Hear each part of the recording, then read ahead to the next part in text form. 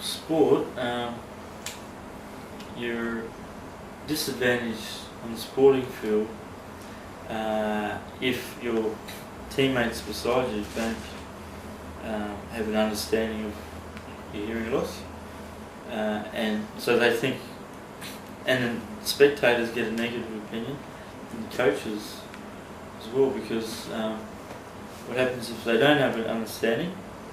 They could be calling for the ball to be passed to them, or for you to go in cover a certain position, or to come around them, or to join in, or they could be calling a move.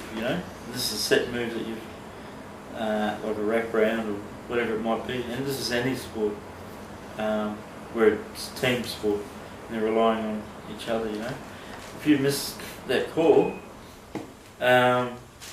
you don't pass the ball to someone that's just run through a gap and could have scored, that might win the game. And then all of a sudden the whole team looks at you and go, well, why did you do that? And spectators, so you've got everyone against you because of that defining moment.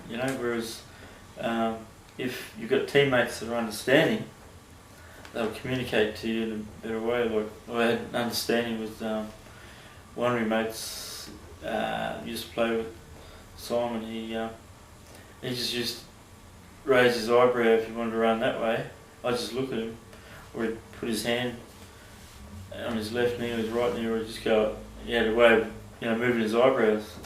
I thought, we had it all worked out, but and people thought we just had, it's just a normal sort of way of playing together, I guess. But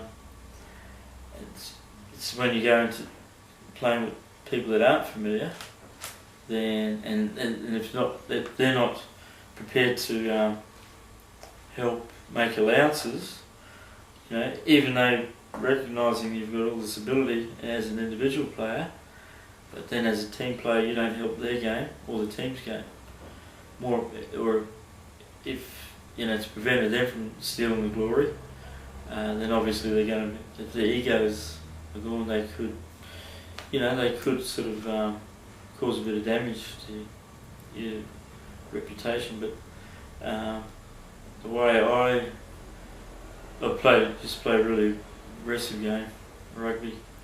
I was naturally had that anyway, and I guess hearing impaired might have added to that. I'm not sure, but I was pretty young at the height of my career and when I was playing rugby.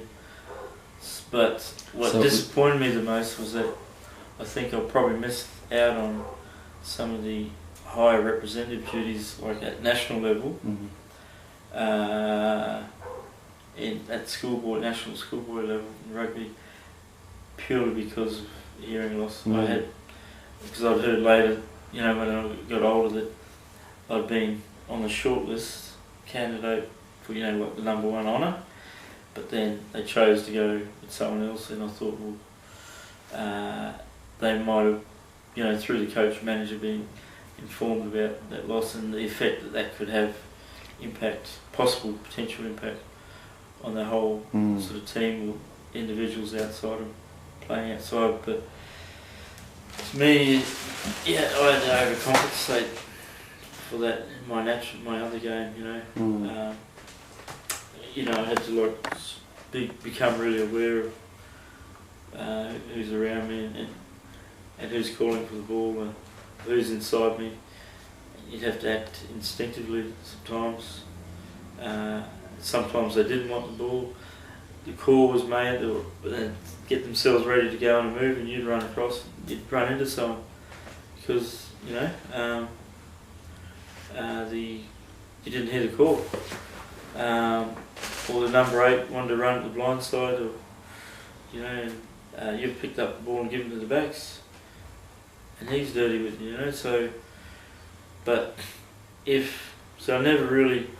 It was my brother playing the same team. He and my mate Simon and other close mates. They were the ones that when we played in the same team together, I knew I could perform really well freely.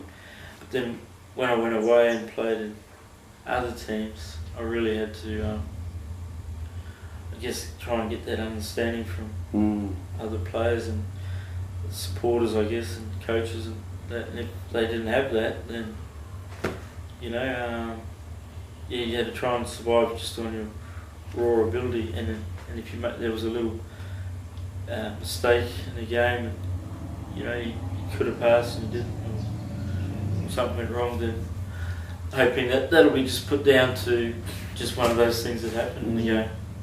Whereas in fact, it could have been, So you do best playing when you're surrounded by people and supported. Yeah. It's the same team. It's a team game. Yep. Or any team game in the workplace, in a learning institution, socially, family, or on the sporting field.